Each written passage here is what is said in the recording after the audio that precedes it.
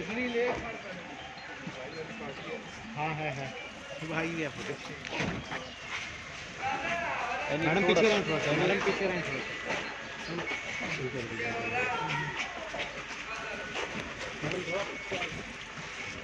चलो सीधा करते जाओ मैडम पीछे आगे से चलो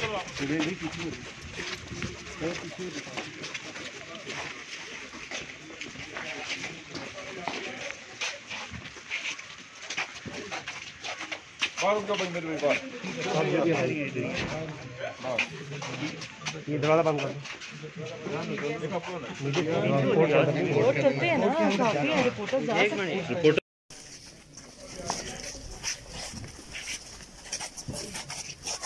बाहर उनका बंद कर दो